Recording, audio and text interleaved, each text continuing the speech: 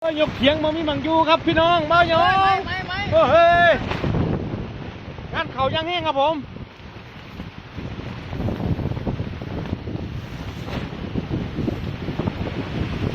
โอ้งานเขายังแห้งเลยพี่น้องเอ้ยรถกระสีออกก็ได้นี่จับกบจับปลาอย่างเดียวครับโอ้โอ้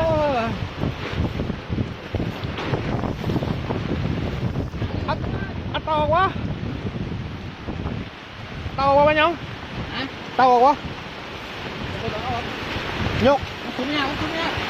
ดูเลยฮะยกหนีมันหนีวะเอาไว้กันแล้วมองนั้น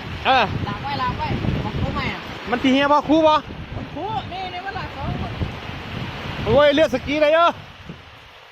ไปอีกนี่ไว้ขาคู่ใหม่มาไปอีกยกจมไอ้ชับโชโอ้สึกนักกันเขายังแห้งหาโฮมจับปลาก่อนพี่น้องอยู่ใส่โฮมครับ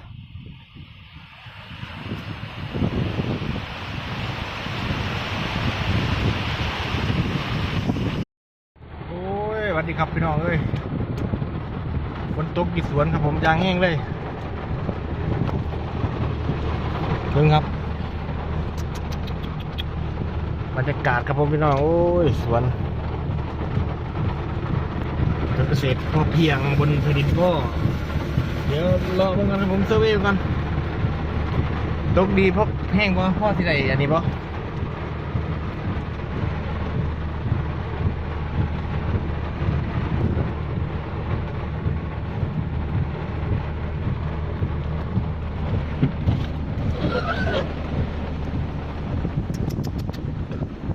ฝนตกหนาวพี่น้อง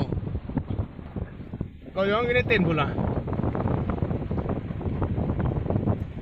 ครับผมพอได้อุดมสมบูรณ์ด้วยน้ำเขาครับผมพี่น้องบ่าวน้องนี่ผ้ารอสวนครับเราเบิ่งบรรยากาศครับผมว่าฝนตก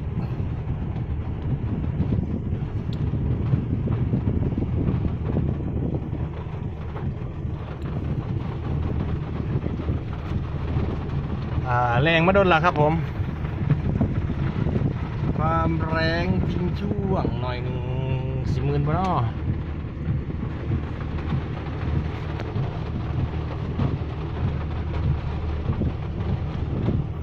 เป็นลมแห้งครับผมฝนตกพอได้ยิ่งหนูบ่เนาะพี่น้องบองปูนทุกท่านครับผม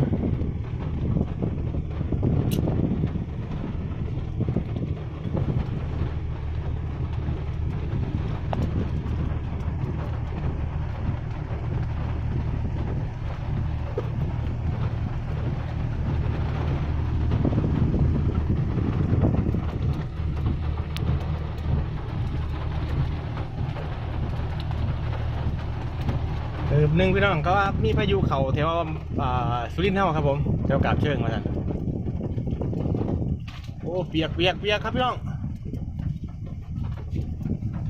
มืน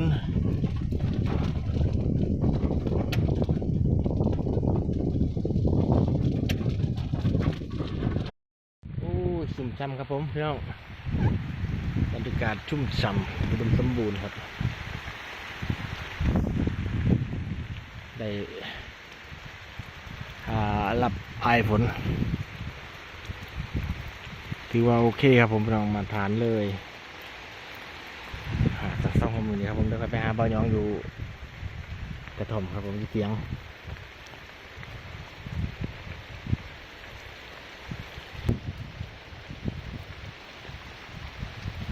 กล้วยตัวนี้วีบักไงเลยครับผมเพื่อบักไงเลยติดใจหมากใหม่ก็เลยพี่น้องบักธิดา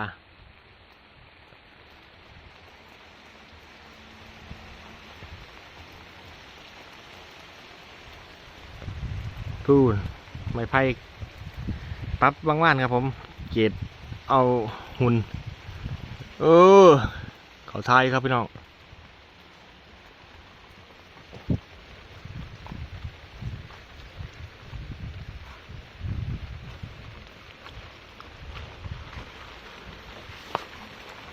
โอ้กอหลายตัวนี้หนักเลยครับผมบ่ได้เอาอันนี้มาคำไว้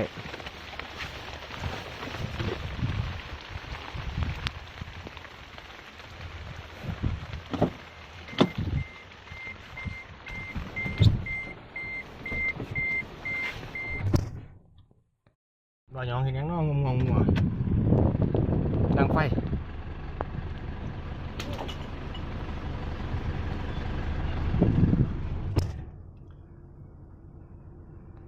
โอ้บรรยากาศในการคักเลยครับพี่น้องซุ่มแห้งกว่าเก่าอีก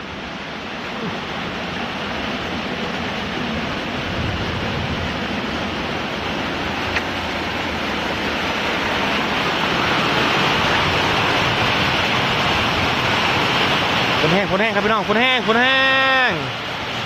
มาตรฐานเลยครับผมพี่น้องฝนตกหนาหนาวครับ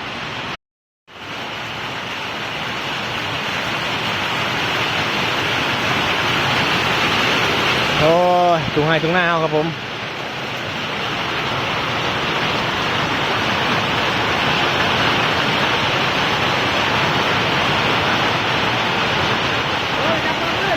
ฮะปลาบื้นนะบื้นบ่บื้นบ่ยัง เอาสูบตามไหมตะโกนออกแค่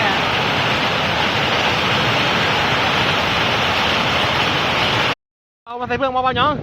การเลย พายุครับพี่น้องพายุเบิ่งว่าล่มตีหยอกไปไหนวะเนาะประเทศไทย ผมอะไรเนาะ มือตึมเลยครับผมจับกบจับปลา ผมไม่ยังดีรถตกมั่ง จับกบหน้าฝนครับพี่น้องโอ้ยหนาหนาวเคยเห็นบ่โอ้ยฝนตกหนาหนาวจับกบจับปลา โอ้ยพี่เขาว่าคนตกเดือนธันวาตัวคุณพี่ ตัวคือปีนวะ แต่ปีนี้เขากำลังปอกไงปีที่แล้ว บ่ตก เกี่ยวเขาตาพ้นบ่เห็นบ่บ่โตเลยโตตั้งแต่เด็ก ครับพี่น้องโอ้ยหนาวบรรยากาศครับผมเดี๋ยวม่วงก็ออกดอกครับฝนตกอย่างนี้พอดีเลยมือนี่ปลูกกล้วยว่ายองกล้วยกำลังนอหลาย ก็พันธุ์ปลูกง่ายเด้อด้วย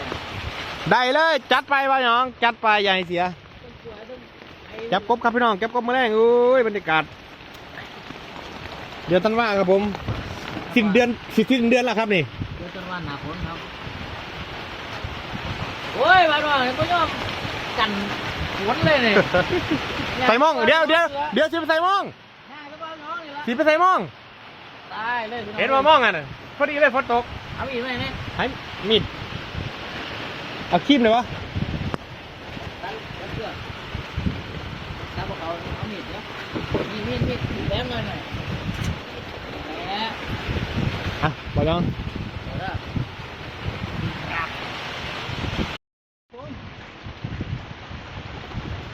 ตัดไปเด้อครับผมตัดไปเด้อครับผมกันเด้อบ รรยากาศคักกว่าหนาฝนครับผมเดือนธันวา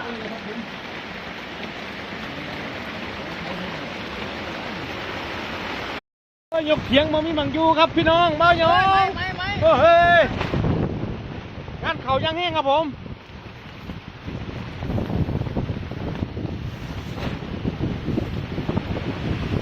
โอ้งานเขายังแห้งเลยพี่น้องเอ้ยรถกระสีออกก็ได้แล้วนี่จับกบจับปลาอย่างเดียวครับโอ้โอ้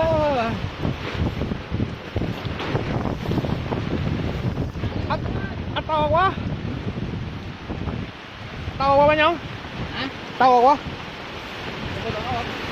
ยก คุณเนี่ยดูเลย ฮะยกหนีมันหนีวะ เอาไว้กันแล้วมองนั้น เออ ลากไว้ของคู่ใหม่อ่ะ มันทีเฮียบ่คู่บ่ คู่นี่มันหลักสอง โอ้ยเลือดสกีได้เยอะ เอาไปอีกไอ้เนี้ยไว้ตัดขาคู่ใหม่มาพี่ อ่ะยกโจมไอ้ชับโชโอ้ซึ่งนักกันเขายังแห้งหาโฮมจับปลากันพี่น้องอยู่ใส่โฮมครับ